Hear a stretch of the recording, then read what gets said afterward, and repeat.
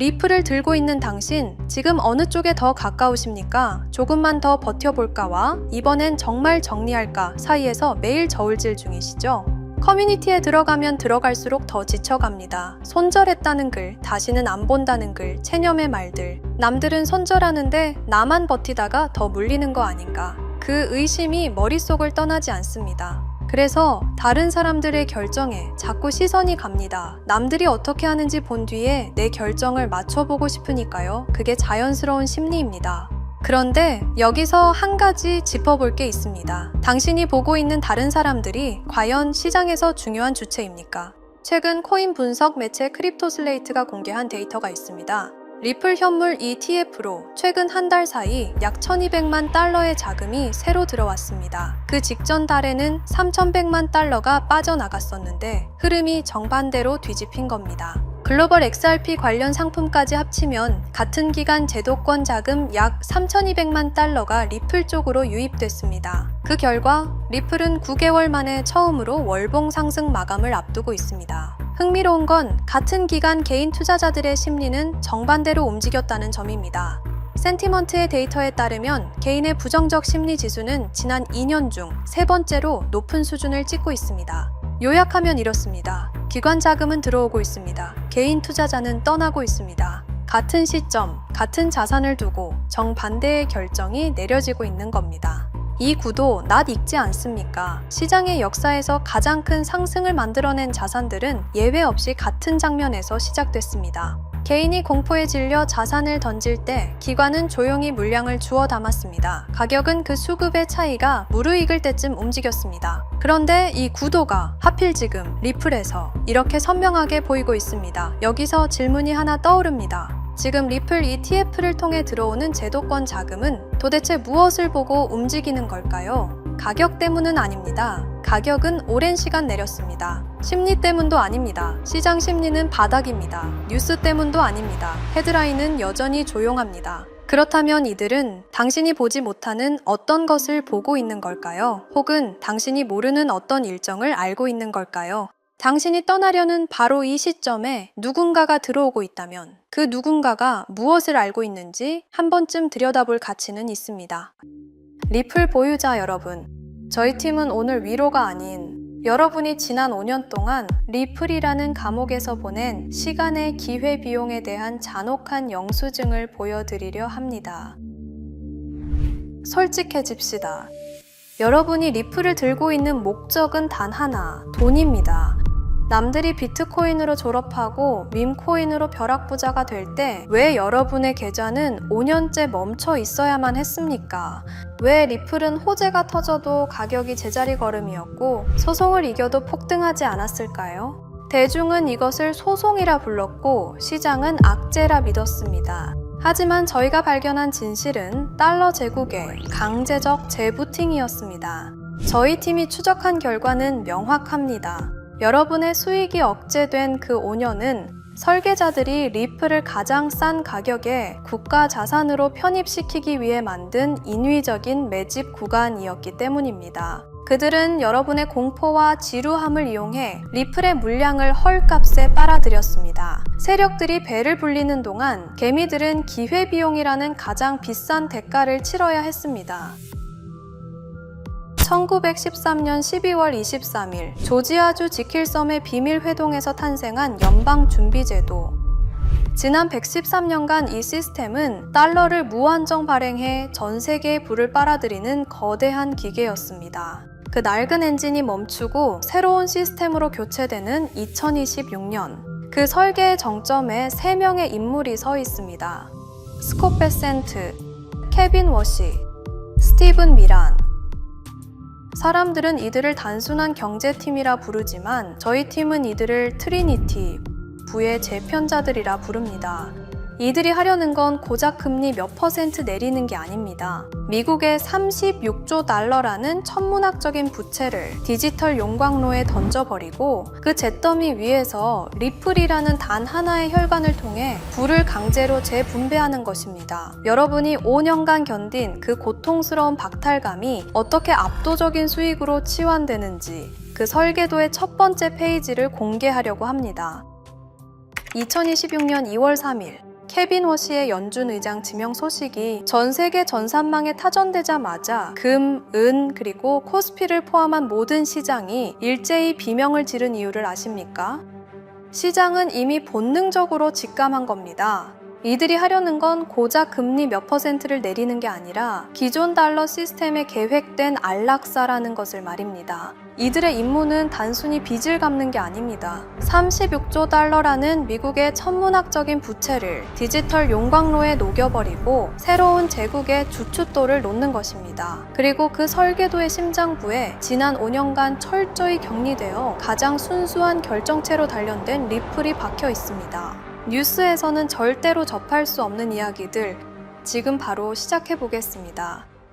첫 번째 설계자, 재무장관 스콧 베센트. 그를 단순히 월가 출신 관료로 본다면 당신은 이 판의 본질을 놓치고 있는 겁니다. 1992년 9월 16일, 검은 수요일, 조지 소로스의 오른팔이었던 젊은 베센트는 영국 파운드화가 유럽 환율 메커니즘이라는 낡은 틀에 갇혀 있다는 치명적인 약점을 간파했습니다. 그는 중앙은행이 시장의 유동성을 이길 수 없다는 것을 증명하며 영국 은행을 파산시켰습니다. 이 시스템 파괴자가 34년이 지난 지금 미국의 재무장관으로서 지니어스 액트를 가동하고 있습니다. 공식 명칭은 정부 효율성 및 국가 인프라 유틸리티 전략. 그러나 그 이면에 숨겨진 실체는 미국 부채의 알고리즘 청산 프로토콜입니다. 저희 팀이 입수한 정보에 따르면 2025년 3월 플로리다 마러라고에서 베센트와 리플 CEO 브래드 갈링하우스의 비공개 회동이 있었습니다. 베센트가 갈링하우스를 호출한 이유는 명확했습니다. 미국 국채의 즉각적인 유동화를 위한 기술적 확신이 필요했기 때문입니다. 당시 미국은 부채 한도 협상이 결렬되며 국채 수익률이 폭등하고 달러의 신뢰가 붕괴하기 직전이었습니다. 베센트는 갈링하우스에게 물었습니다. 전 세계에 흩어진 36조 달러의 부채를 3초 만에 이동시키고 결제할 수 있는 시스템이 준비되었는가? 갈링하우스는 리플의 실시간 총액 결제 시스템과 이미 전 세계 300개 이상의 금융기관과 연결된 글로벌 배관망의 데이터를 제시했습니다. 이것이 클래리티 법안을 통해 리플에 전 세계 유일의 법적 면죄부를 부여한 결정적 계기였습니다. 베센트가 설계한 국채 토큰화의 핵심은 RWA 기술입니다. 지니어스 액트 제402조에 따라 미 재무부는 36조 달러의 종이 국채를 디지털 토큰으로 발행합니다. 발행, 재무부가 보증하는 디지털 국채가 리플의 결제 원장 위에 발행됩니다. 담보, 이 토큰은 전 세계 금융기관에 실시간으로 분배되며 기존의 복잡한 중개 절차 없이 즉각적인 담보물로 인정받습니다. 이제 미국 국채는 들고 있으면 이자만 받는 무거운 짐이 아니라 전 세계 어디서든 즉시 현금화할 수 있는 디지털 화폐의 지위를 얻게 된 것입니다. 이 토큰화된 부채를 전 세계로 유통하는 수단이 바로 리플의 즉시 결제 전환 시스템입니다. 기존 시스템에서 미국 국채를 팔아 현금을 만들려면 스위프트망을 타고 수일이 걸리지만 리플의 즉시 결제 전환 시스템에서는 토큰화된 국채가 XRP로 바뀌고 바뀐 XRP를 다시 각 나라의 법정 화폐로의 전환이 단 3초 만에 일어납니다. 미국 국채가 리플의 즉시 결제 전환 시스템 고속도로에 태워지는 순간 전 세계의 유동성은 리플이라는 브릿지 자산을 거칠 수밖에 없습니다. 36조 달러의 거대한 부채 흐름이 XRP라는 좁은 길을 통과할 때 리플의 가치는 어떻게 되겠습니까? 부채를 처리할 유동성이 부족해지면 설계자들은 리플의 가격을 인위적으로 상승시켜 그 거대한 자금을 수용할 수 있는 그릇을 만들어야만 합니다. 베센트는 지금 달러 시스템의 붕괴를 막기 위해 리플의 배관을 빌려 미국의 빚을 전 세계 금융기관의 혈액으로 강제 이식하고 있는 것입니다. 두 번째 설계자, 차기 연준 의장 케빈 워시. 저희 팀은 그를 구체제 처형자이자 시스템의 집행자라 부릅니다. 그는 2008년 리먼 브라더스 파산 당시 연준의 최연소 이사로서 세계 금융 시스템이 한순간에 무너져 내리는 아수라장을 현장에서 목격했습니다. 그는 당시 보았습니다. 연준 의장의 말 한마디에 시장이 요동치고 낡은 전산망 때문에 유동성이 적재적소에 공급되지 못해 멀쩡한 기업들이 줄도산하는 그 비효율의 극치를 시절 말입니다. 워시는 그 후 15년간 칼을 갈았습니다. 그는 공개적으로 선언해 왔습니다. 연준은 시장을 안정시키는 게 아니라 불투명한 판단으로 시장을 왜곡하는 거대하고 멍청한 공룡이다. 그리고 이제 그는 돌아왔습니다. 거대한 공룡의 심장을 사람의 손이 아닌 코드와 규칙으로 뛰게 만들기 위해 저희 팀이 입수한 2026년 1월 다보스 포럼 비공개 세션의 보고서에 따르면 워시는 전 세계 중앙은행가들 앞에서 충격적인 선언을 했습니다. 더 이상 FOMC 회의실에 모여 금리를 몇 퍼센트 올릴지 토론하는 시대는 끝났다는 것입니다. 그가 제시한 알고리즘 통화 시스템의 실체는 이렇습니다. 시장의 유동성, 물가, 통화량을 실시간 데이터로 수집하고 인공지능 알고리즘이 1초 단위로 통화 가치를 조절하는 시스템. 이 미친 듯한 속도를 감당할 수 있는 유일한 하드웨어가 바로 리플의 RTGS, 실시간 총액 결제 엔진입니다. 인간의 판단이 개입될 틈을 주지 않고 자산의 이동과 결제가 동시에 일어나는 이 엔진은 연준의 새로운 심장이 될 것입니다. 지난 2026년 2월 2일 리플이 유럽연합으로부터 공식 결제 라이선스를 획득했다는 뉴스는 단순한 사업 확장이 아닙니다. 이것은 케빈 워시가 구상하는 글로벌 통합 디지털 배관이 완성되었음을 알리는 신호탄입니다. 워시의 계획은 미국만의 시스템이 아닙니다. 달러를 사용하는 전 세계 모든 국가의 은행들을 하나의 리플 네트워크로 묶어버리는 것입니다. 유럽의 라이선스 획득은 대서양을 잇는 유동성의 고속도로가 개통되었음을 의미하며 이제 전 세계 모든 달러의 흐름은 워시가 통제하는 리플의 배관 위에서만 움직이게 될 것입니다. 케빈 워시에게 리플은 가격이 오르고 내리는 투자용 코인이 아닙니다. 그것은 낡고 녹슨 달러 시스템을 대체할 가장 완벽한 디지털 배관 그 자체입니다. 워시는 비트코인을 가치 저장 수단인 디지털 금으로 인정하면서도 실제 세상의 모든 돈이 흐르는 혈관으로는 오직 리플만을 지목했습니다. 기존 시스템에서는 돈이 이동하는 데 수일이 걸리지만 워시의 알고리즘 연준에서는 리플의 브릿지 기술을 통해 전 세계 자본이 실시간으로 흐릅니다. 36조 달러의 국채 유동성을 실시간으로 처리해야 하는 연준에게 초당 수천 건의 거래를 완결성 있게 처리하는 리플레저는 선택이 아닌 생존입니다. 워시는 지금 연준의 이름으로 리플이라는 거대한 기계 심장을 가동해 대중이 알지도 못하는 사이에 부의 이동 통로를 완전히 재편하고 있습니다.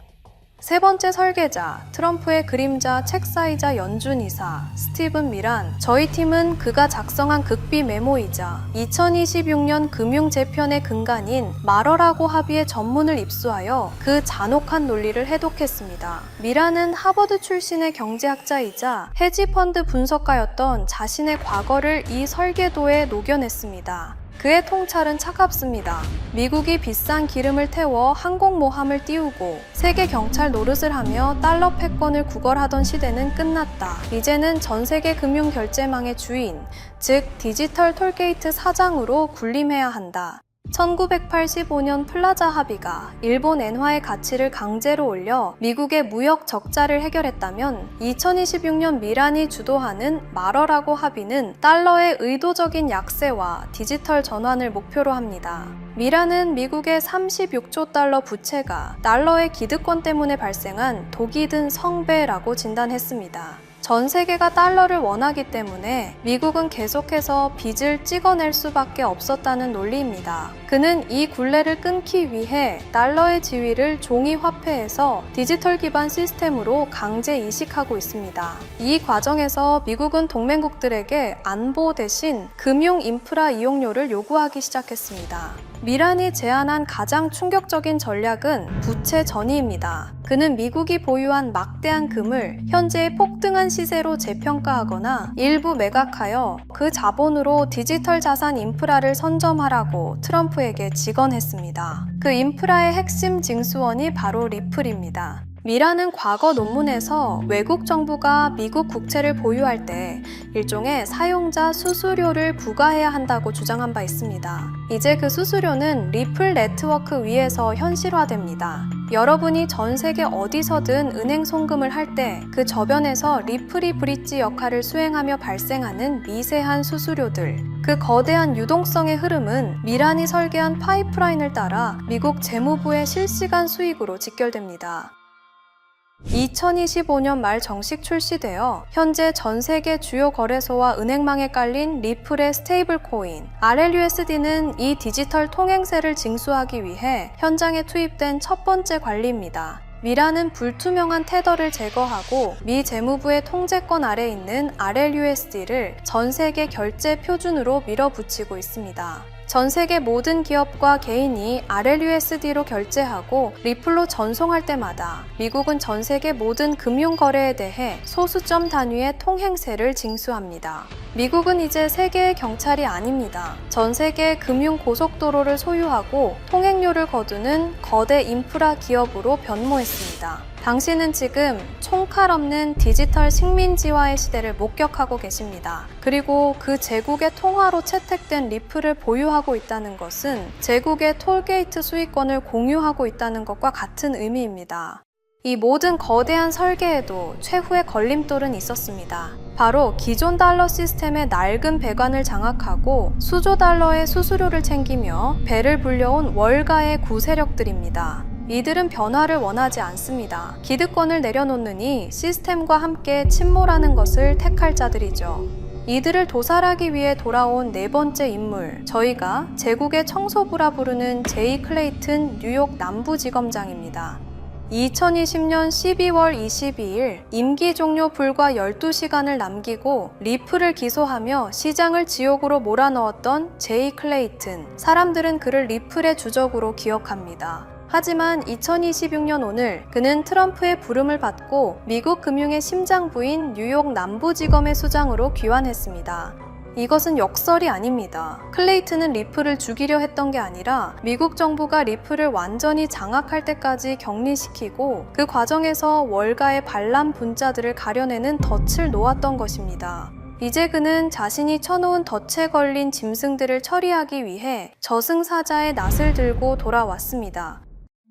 트럼프 대통령은 2025년 11월 제프리 앱스타인 파일 전면 공개 법안에 서명하며 클레이튼에게 사실상의 금융 핵 버튼을 쥐어줬습니다. 클레이튼은 현재 350만 페이지에 달하는 앱스타인 기밀 문서와 비공개 녹취록을 손에 쥐고 있습니다. 여기에는 지난 수십 년간 월가의 CEO들이 어떤 부도덕한 방식으로 네트워크를 쌓아왔는지에 대한 파멸적인 기록들이 담겨 있습니다. 저희 팀은 클레이튼이 이 명단을 어떻게 사용하는지 추적했습니다. 지금 JP모건, 골드만삭스 등 월가 거물들의 집무실에는 클레이튼이 보낸 정중한 소환장이 도착해 있습니다. 그 소환장 구석에는 제프리 앱스타인의 전용기 탑승 명단 일부가 포스트잇처럼 붙어 있습니다. 클레이튼의 메시지는 간결하고도 치명적입니다. 낡고 부패한 스위프트 시스템을 버리고 우리가 설계한 투명한 새로운 표준으로 자산을 강제 이주시키겠습니까? 아니면 이 명단과 함께 감옥에서 생을 마감하시겠습니까? 이것은 설득이 아닙니다. 거부할 수 없는 금융적 사형 선고입니다.